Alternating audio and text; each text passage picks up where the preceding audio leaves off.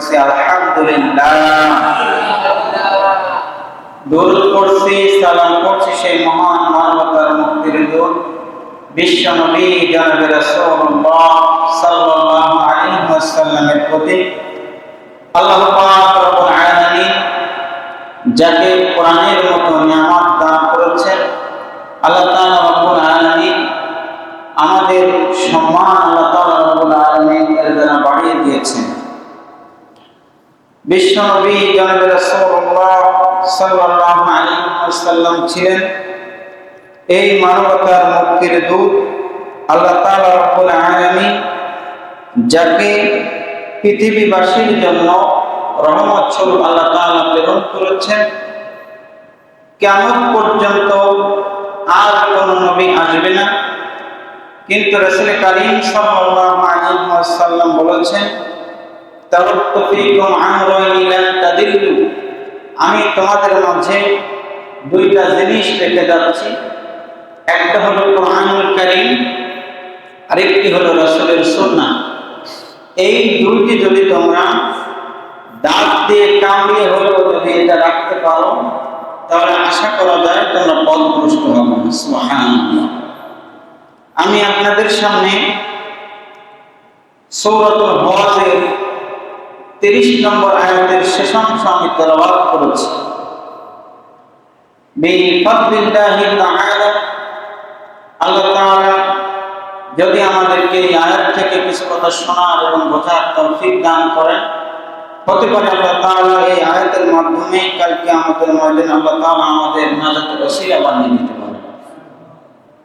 কারণ রাসূল কারীম সাল্লাল্লাহু আলাইহি ওয়াসাল্লাম বলেছেন, কোরআন হলো শিফা, কোরআন হলো রহমত।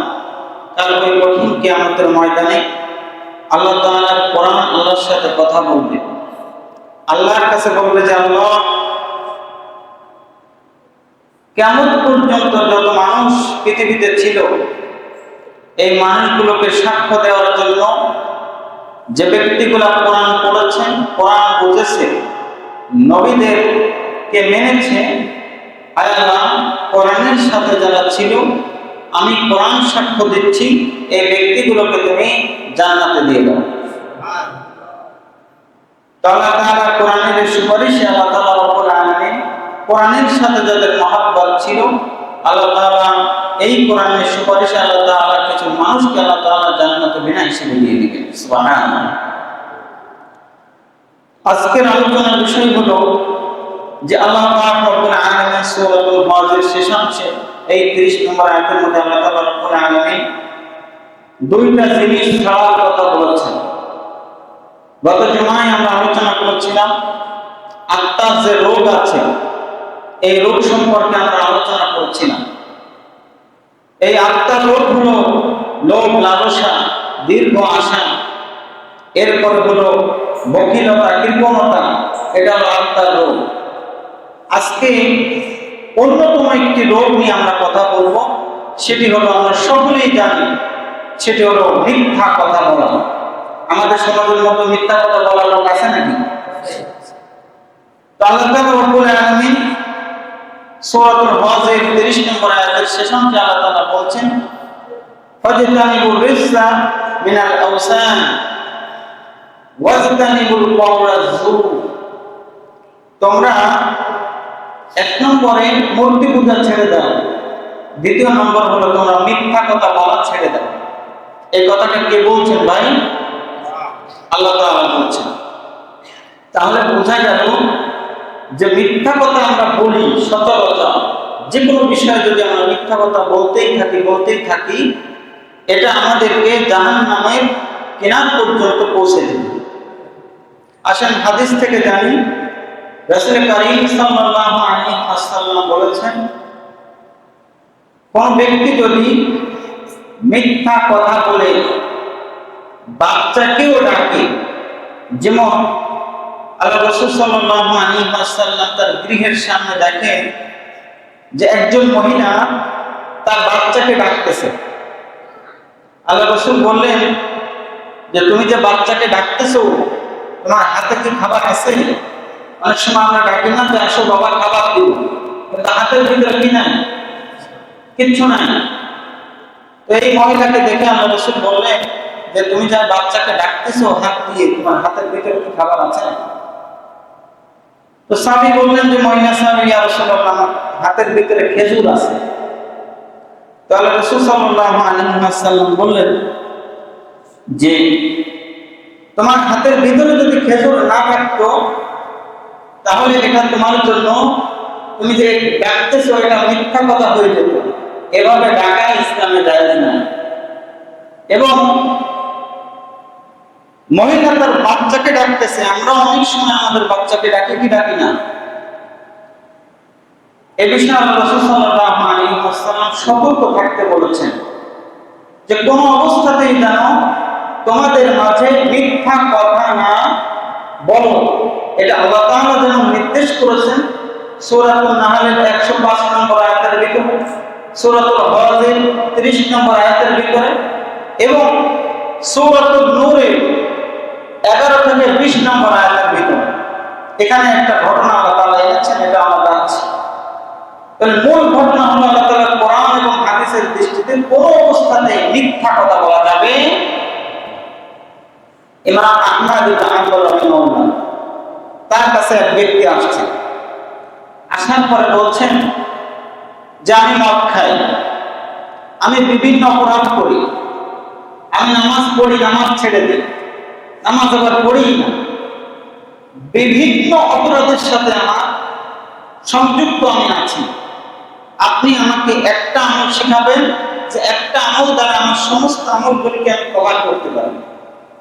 ইমাম আহমদ ইবনে হাম্বল রাহিমাহুল্লাহ চিন্তা করে গেলেন যে এই ব্যক্তিকে কি এমন একটা আমল দেওয়া যায়।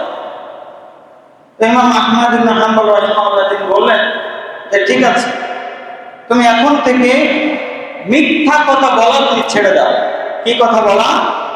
মিথ্যা কথা বলা তুমি ছেড়ে দাও। যদি এটা করতে পারো আশা করা যায় আল্লাহ এই কাজের মাধ্যমে তোমাকে বরকত দিতে পারে। ওই ব্যক্তি চলে গেলেন। পরের দিন রাত্রেবেলা চুরি করতে যাবে গোছাচ্ছে, যখন চুরি করার কাপড় চোপড় করতেছে, ব্যাগ বুঝতে যখন ঘরে নিচ্ছে তখন মনে করতেছে, বাড়ি থেকে বের হবে পা দিচ্ছে তখন মনে করতেছে আরে আমি তো ইমাম সাহেবকে বলছিলাম যে মিথ্যা কথা বলবো না, আমি যে চুরি করতে যাচ্ছি, তাহলে এই চুরি করতে যাওয়ার সময় মানুষ যদি জিজ্ঞেস করে কোথায় যাচ্ছে, আমি তো মিথ্যা কথা বলতে পারবো না। আর যদি বলি যে চুরি করতে যাচ্ছি, এর দ্বারা আমার শাস্তি হতে পারে, সুতরাং চুরি বন্ধ। মদ পান করতে যাবে, ঘর থেকে বের হয়েছে বিকালবেলা, যখন মদ পান করতে যাবে তখন ঘর থেকে যখন বের হচ্ছে, মদের বোতলটা নিয়ে ব্যাগের ভিতর রেখে বের হচ্ছে, তখন চিন্তা করছে আরে মদ যে আমি পান করবো, যদি কেউ জিজ্ঞেস করছো কোথায় যাচ্ছ, তাহলে আমি এই ব্যক্তিকে তো উত্তর দিতে হবে আমার মদ পান করতে যাচ্ছি, সুতরাং আমি তো মিথ্যা কথা বলতে পারবো না। গতকালকে চুরি শেষ, আজকে মদ শেষ। সুবহানাল্লাহ। এই ব্যক্তি সমস্ত বদ আমলগুলি একটা একটা করে পরিবর্তন হয়ে গেল। পরিশেষে এই ব্যক্তিকে আল্লাহ তাআলা হেদায়েত দিলেন, তিনি একজন আল্লাহর ওলি হলেন।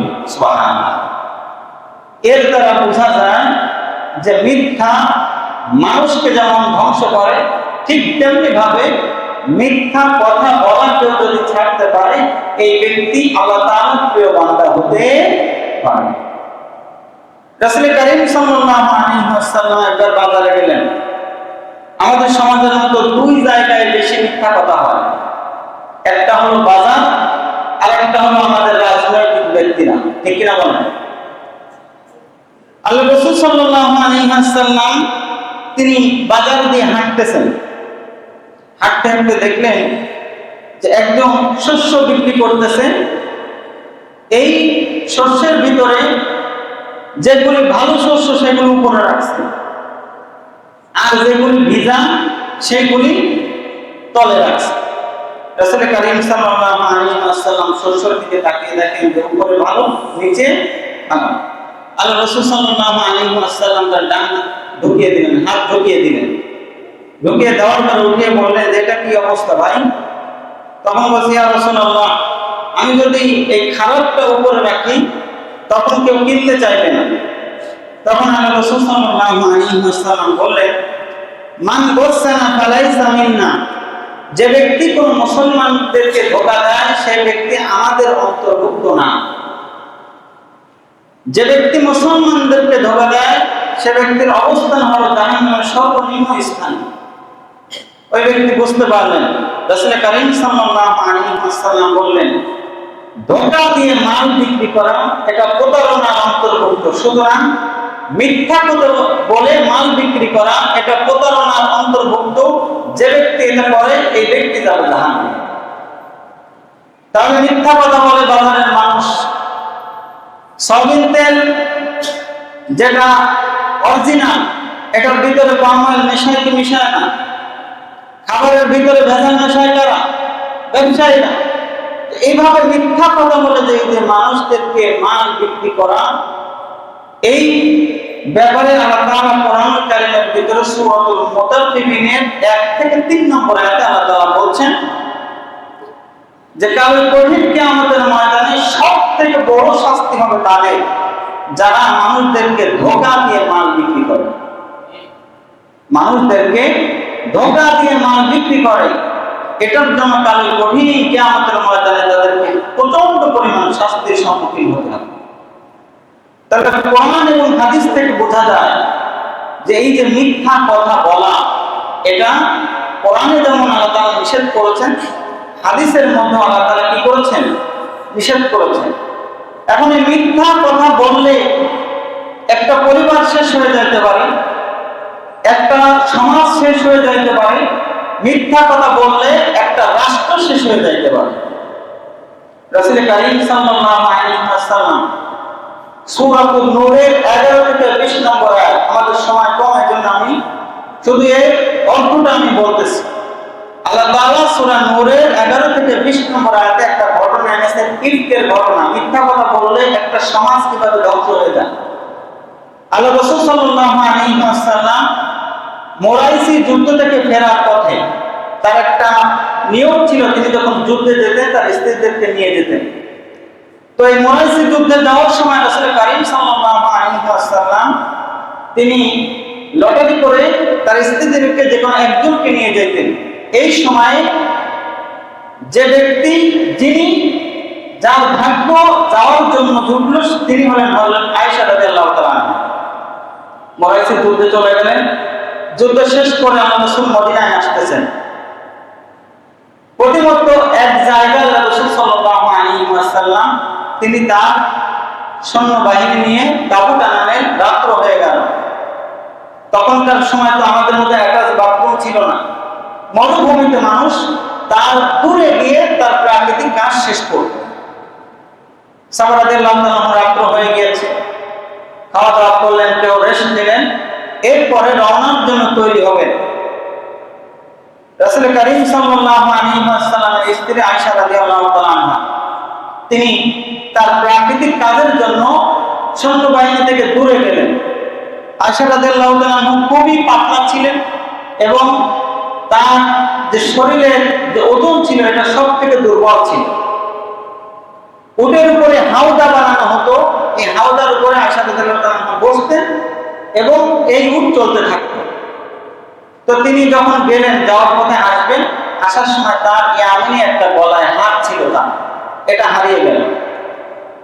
রাসূল কারীম সাল্লাল্লাহু আলাইহি ওয়াসাল্লামের সহধর্মী হযরত আয়েশা রাদিয়াল্লাহু তাআলা সৈন্যবাহিনীর এখানে এসে দেখেন তার গলায় হাত নাই। তিনি হাত খুঁজতে আবার ওই জায়গায় গেলেন। তিনি যতক্ষণ হাত খুঁজতে গেলেন, এই সময় যারা তার দায়িত্ব ছিল হাওদাটা উঠিয়ে উটের উপরে রাখবে, তারা মনে করছে যে হযরত আয়েশা ওই হাওদার ভিতরে আছে। ওই হাওদা উঠিয়ে উটের উপরে রেখেছে, তারা মনে করছে আয়েশা রাদিয়াল্লাহু তাআলা আনহা এই হাওদার ভিতরে আছেন।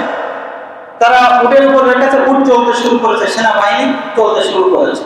কিন্তু আয়েশা রাদিয়াল্লাহু তাআলা থেকে গিয়েছেন, এটা কারোরই মনে নাই। আয়েশা রাদিয়াল্লাহু তাআলা এসে দেখেন যে সৈন্যবাহিনী চলে গেছে। তিনি রাতের বেলা মরুভূমিতে ওই প্রতিমত একা একা তিনি তার চাদরখানা মুড়ি দিয়ে তিনি আল্লাহর কাছে সাহায্য চাইলেন যে আল্লাহ, এই মরুভূমিতে আমি তো একা, তো আমি এখান থেকে চলে না যে যেহেতু মরুভূমিতে যদি আমি চলে যাই আমি হারিয়ে যাবো, যে জায়গায় রাস্তা ওই জায়গায় তিনি বসে পড়ে থাকেন। রাসূল করিম সাল্লাল্লাহু আলাইহি ওয়াসাল্লাম তার যে সৈন্যবাহিনী ছিল, এই সৈন্যবাহিনীকে পিছনে একজন তিনি দায়িত্ব দিয়েছিলেন, এটা যেন সে কুড়িয়ে নিয়ে আসে। তার নাম ছিল সাফওয়ান রাদিয়াল্লাহু তাআলা। এই সাফওয়ান ওই রাতের বেলা এসে দেখা হলো আয়েশা রাদিয়াল্লাহু তাআলা বসা, তখন গোল বলতেছে, সকাল হয়ে গিয়েছে। তিনি দেখেন যে আয়েশা রাদিয়াল্লাহু তাআলা ওই চাদর মুড়িতে ঘুমিয়ে রয়েছে। আয়েশা রাদিয়াল্লাহু তাআলা দেখে তিনি একবার বললেন, ইন্না লিল্লাহি ওয়া ইন্না ইলাইহি রাজিউন। আয়েশা রাদিয়াল্লাহু তাআলা তড়ি করে উঠলেন। ওঠার পরে তাকে ডেফিনিশন দিলেন যে আমার হাত হারিয়ে গিয়েছিল, আমি থেকে গিয়েছি। সাফওয়ান রাদিয়াল্লাহু তাআলা তার উটটা নিয়ে আসলেন, আয়েশা রাদিয়াল্লাহু তাআলাকে উঠতে বললেন। তিনি তার পা দিয়ে তিনি পায়ে উঠে তিনি উটের উপরে উঠলেন। ঘটনা লম্বা। এর মধ্যে রাসূল করিম সাল্লাল্লাহু আলাইহি ওয়াসাল্লাম তার সৈন্যবাহিনী নিয়ে মদিনায় চলে আসছেন। মদিনায় যখন চলে আসছেন, আসার পরে দেখেন যে হাওদার উপরে আয়েশা রাদিয়াল্লাহু তাআলা আনহা ছিল, সেইখানে কিন্তু আয়েশা রাদিয়াল্লাহু তাআলা আনহা নাই। সবাই খোঁজাখুঁজি করতে লাগলো। এর মধ্যে তারা দেখলেন যে দূর থেকে একটা উট আসতেছে, উটের উপরে একজন মানুষ, আর একটা উটকে তাড়িয়ে নিয়ে আসতেছে সাফওয়ান রাদিয়াল্লাহু তাআলা। এই সাফওয়ান যখন এই মদিনায় পৌঁছালো তখন দুপুর হয়ে গিয়েছে।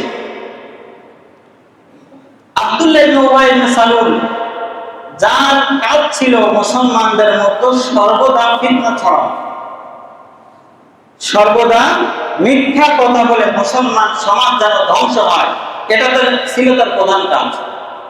তিনি যখন দেখলেন যে সাফওয়ান আসতেছে, এক বাক্য বলে উঠলেন, দেখেছো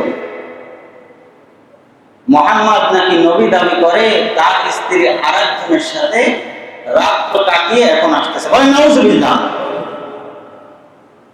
আয়েশা রাদিয়াল্লাহু তাআলা নামলেন, তিনি ঘরে চলে গেলেন। এক মাস আয়েশা রাদিয়াল্লাহু তাআলা অসুস্থ থাকতেন, ঘর থেকে বের হতে পারেন না। এর ভিতরে মদিনার সমাজ তছনছ হয়ে যাচ্ছে। আব্দুল্লাহ ইবনে উবাই ইবনে সালুল মিথ্যা কথা এমন ভাবে সমাজের মধ্যে ছড়িয়েছে, যেখানে একজন মুসলমান আরেকজন মুসলমানের ভাই সেখানে দ্বন্দ্ব লাগিয়ে দিয়েছে সাহাবাদের ভিতরে। এই ঘটনার ভিতরে তিনি তিনজনকে তার সাথে নিলেন। একজন হলো হাসান ইবনে সাবিত রাদিয়াল্লাহু তাআলা আনহু, মিসবাহ ইবনে উসাসা রাদিয়াল্লাহু তাআলা আনহু, তৃতীয় জন হলো হামনা বিনতে জাহাশ রাদিয়াল্লাহু তাআলা। তিনজনকে তিনি সাথে নিলেন। দেখেন, একটা সমাজের ভিতরে একটা মিথ্যা কথা দিয়ে একটা সমাজকে কিভাবে শেষ করা যায়, এর উৎকৃষ্ট উদাহরণ আল্লাহ তাআলার কোরআনুল কারীম। যখন মদিনার ভিতরে এটা ঘটে গেল যে যিনি নবী দাবি করেন তোমাদের কাছে ভালো ভালো কথা বলে, যে ইমাম সাহেবকে দেখলাম যে বাজারে তার সাথে ঘুরতেছে, এরকম লোক আছে না? অথচ সেই ইমাম সাহেব তার বোনকে নিয়ে যাইতে পারে, মাকে নিয়ে যাইতে পারে না? আব্দুল্লাহ ইবনে উবাই ইবনে সালুল মদিনার সমাজের ভিতরে একদম বিচ্ছিন্ন অবস্থা করে ফেলেছে। এর ভিতরে তিনজন ব্যক্তি তার সাথে আছে, তিনজনের একজনও কিন্তু দেখে নাই। হাসান ইবনে সাবিত রাদিয়াল্লাহু তাআলা আবু বকরের বাড়িতে থাকতেন। আবু বকরের মেয়ে হলো হযরত আয়েশা রাদিয়াল্লাহু তাআলা। হাসান ইবনে সাবিতকে কিন্তু আবু বকর খাদ্য দিত এবং অর্থকড়িও দিত, অত্যন্ত গরিব মানুষ ছিল। নিজের মেয়ের সম্পর্কে নিজের দাস, যাকে তিনি খাওয়ান পড়ান, সে ব্যক্তি এই বিষয়ে জড়িত হয়ে গেল। এক মাস তো আসলে ঘরের ভিতরে কিচ্ছু জানেন না। এদিকে আল্লাহ রাসূল সাল্লাল্লাহু আলাইহি ওয়াসাল্লামের কাছে এই কথা যখন আসলো, আল্লাহ রাসূল খুব দুঃখ পেলেন।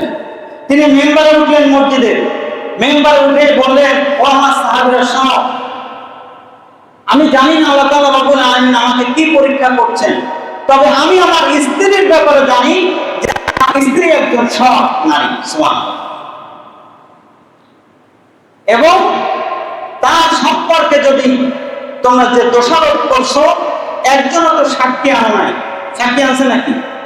সাক্ষী নাই। কারণ কোন বিষয়ে যদি কেউ প্রমাণ করতে চায় যে এই ব্যক্তি দোষী ছিল, তার জন্য সাক্ষী লাগবে কয়জন? 4 জন। কয়জন? 4 জন। যে ব্যক্তি ব্যভিচারী ছিল তার জন্য 4 জন সাক্ষী লাগবে, তোমরা তো একজন সাক্ষীও আনতে পারো নাই। সুতরাং ইন্নাল্লাহা মা'আস সাবিরিন, এখন আমার জন্য আল্লাহর উপর ভরসা করা ছাড়া আর কোনো উপায় নাই। রাসূল কারীম সাল্লাল্লাহু আলাইহি ওয়াসাল্লাম 1 মাস হয়ে গেল, মদিনার সমাজের অবস্থা খুবই দুঃসহনীয়, যেখানে রাসূল কথা বলতে পারছেন না। এরপরে আয়েশা রাদিয়াল্লাহু তাআলা ঘরের ভিতরে গিয়ে শুধু সালাম দেন, অসুস্থ আছেন তিনি, এই বিষয়ে আয়েশা রাদিয়াল্লাহু তাআলার সাথে কথাও বলেন না। আয়েশা রাদিয়াল্লাহু তাআলা এটা বুঝতে পারবেন না যে মদিনার সমাজের বাইরে কি হচ্ছে, এটা তিনি বুঝতে পারেন। একদিন রাত্রে তিনি বের হয়েছেন, তার সঙ্গে যে ছিল সে একটা আসার পথে, প্রাকৃতিক কাছ থেকে সেরে আসার পথে তিনি তার পায়ে হোঁচট খেয়েছেন। তিনি তখন বললেন যে মিসকাহ ইবনে উসাসার ধ্বংস হোক। তখন আয়েশা রাদিয়াল্লাহু তাআলা বললেন, আপনি বদরের সাহাবীদের ব্যাপারে এই কথা বলছেন? তখন বলছেন যে তুমি আরে অবলা বেটি, তুমি কি বুঝো না যে মদিনার সমাজে এই ঘটাচ্ছে। তিনি মনে হচ্ছে আকাশ থেকে পড়লেন, ঘরের ভিতরে গেলেন, তিনি কাঁপতে থাকলেন যে এই ঘটনার ব্যাপারে তো আমি কিছুই জানি না, অথচ আমার ব্যাপারে মদিনার সমাজের মধ্যে রটানো হয়েছে যে আমি একজন দোষী। তিনি আল্লাহ রাসূলের কাছে বললেন যে আমি বাবার বাড়ি যেতে চাই। আল্লাহ রাসূল সাল্লাল্লাহু আলাইহি ওয়াসাল্লাম বললেন যে যান। চলে গেলেন। যাওয়ার পরে 2 দিন একাধারে কাঁদতে থাকলেন। এরপরে আল্লাহ রাসূল সাল্লাল্লাহু আলাইহি ওয়াসাল্লাম মদিনার সমাজের এই দুঃসহ অবস্থা আল্লাহ রাসূল সাল্লাল্লাহু আলাইহি ওয়াসাল্লামের কাছে আল্লাহ তাআলা আয়াত নাযিল করলেন, সূরাতুন নূরের 11 থেকে 20 নম্বর আয়াত। সুবহানাল্লাহ। ঘটনা লম্বা। আল্লাহ তাআলা বললেন যে বিষয়ে দোষারোপ করা হয়েছে তারা সাক্ষী উপস্থাপন করে নাই, আমি আল্লাহ তাআলা নিজে সাক্ষ্য দিয়েছি আয়েশা রাদিয়াল্লাহু তাআলা পবিত্র ছিল। সুবহানাল্লাহ। আয়েশা রাদিয়াল্লাহু তাআলা যে আমার 2টা মর্যাদা, একটা হলো যে আমার সাক্ষ্য আল্লাহ তাআলা নিজে দিয়েছেন যে আমি পবিত্র। দ্বিতীয় নম্বর হলো আমার পায়ের উপরে আল্লাহ রাসূল সাল্লাল্লাহু আলাইহি ওয়াসাল্লাম থাকা অবস্থায়, মাথা থাকা অবস্থায় আল্লাহর কোরআন নাযিল হয়েছে। তো মিথ্যা কথা বলে একটা সমাজ যে ধ্বংস হয়ে যায়, এর উৎকৃষ্ট উদাহরণ আল্লাহ তাআলা এই সূরার মধ্যে দিয়েছেন। তো এই জন্য আমরা আল্লাহ রাসূল বলেছেন যে মুনাফিকের 3টা আলামত। 1 নম্বর হলো যখন কথা বলে তখন মিথ্যা কথা বলে। এরকম লোক আছেন, নির্বাচন আসতেছে না সামনে, দেখবেন যে স্টেজে উঠার পরে বলবে অমুক দেব তমুক দেব। এরপরে যখন নির্বাচন হয়ে যাবে, হয়তো আপনাদের কখনো থাকলেও স্যাটেলাইট অন করে দিয়ে আপনার বুকের উপর গুলি চালাইতে পারে। ইন্টারনেট অন করে বলবে যে ইন্টারনেট এমনি অফ হয়ে গেছে। আল্লাহ রাসূল বলেছেন কালকে আমাদের ময়দানে সবথেকে বেশি কিয়ামতকারী কাতারে দাঁড়াবে এই নেতাগণ, যারা মানুষদেরকে মিথ্যা, তোমার কে বলেছে মিথ্যা কথা বলতে? তোমার কাছে জনগণ কি ভাত চায় না কাপড় চায়? তোমার কাছে কি চায়? তোমার কাছে কিচ্ছু চায়। তুমি নেতা হয়েছ, মানুষ যেন শুধুমাত্র তার দিন মজুর করে খেটে তার নীরবে রাত্রবেলা তার বিবি সন্তান নিয়ে এসে খাইতে পারে আর ঘুমায়, ঠিক কিনা বলে? কোন অবস্থাতেই, যে কোনো অবস্থায় আমরা মিথ্যা কথা বলবো পারবো না আমরা ইনশাআল্লাহ। এবং মিথ্যা সাক্ষ্য কোন অবস্থাতেই যেন আমরা দিব না। যে জিনিসটা আমি দেখি নাই, শুধু কানে শুনেছি, আল্লাহ রাসূল বলেছেন একজন ব্যক্তির মিথ্যাবাদী হওয়া এতটুকুই যথেষ্ট। সে যা শুনেছে মানুষকে প্রচার করবে না। সে যাই শুনেছে, চোখে দেখে না কিন্তু প্রচার করে, এটা শুনেছে। এজন্য মিথ্যা কথা বলা, মিথ্যা সাক্ষ্য দেওয়া কোন অবস্থাতেই যাবে না। আল্লাহ আমাদেরকে হেফাজত করুন, যারা আমাদের জবানটা আল্লাহ তাআলা সত্যবাদী সেটা আল্লাহ তাআলা কবুল করেন। এবং আল্লাহ রাসূল সাল্লাল্লাহু আলাইহি ওয়াসাল্লাম আমাদের দোয়া দেন, আল্লাহুম্মা ইজআলনি সিদকিন লিসানি, আল্লাহ আমার জবানটাকে তুমি সত্যবাদী করে দাও। আল্লাহ আমার জবানটাকে কি করে দাও? সত্যবাদী করে দাও। এজন্য কোন অবস্থাতে আমরা মিথ্যা কথা বলবো না, মিথ্যা সাক্ষ্য দিব না। কোন অবস্থাতে আমরা অপর ভাইয়ের উপরে তহমত লাগাবো না। যেটা আমি দেখি না, যেটা আমি শুনি না, এরপরও রাগের বশবর্তী হয়ে অপর ভাইয়ের উপরে আমরা বিবাদ করবো। আমরা যদি এটা পারি, আল্লাহ তাআলা হয়তো এর মাধ্যমে কালের কঠিন কিয়ামতের মাঠে আল্লাহ তাআলা আমাদেরকে নাজাত দিবেন। ইনশাআল্লাহ আল্লাহ আমাদেরকে তৌফিক দান করুন। যেন মহান আল্লাহ তাআলা আমাদেরকে এই পাপ থেকে আল্লাহ তাআলা আর্থিক যে রোগ, এই রোগ থেকে আল্লাহ তাআলা আমাদেরকে হেফাজত করেন। ওয়া মা তাওফীক ইল্লা বিল্লাহ। আসসালামু আলাইকুম ওয়া রাহমাতুল্লাহি ওয়া বারাকাতুহু।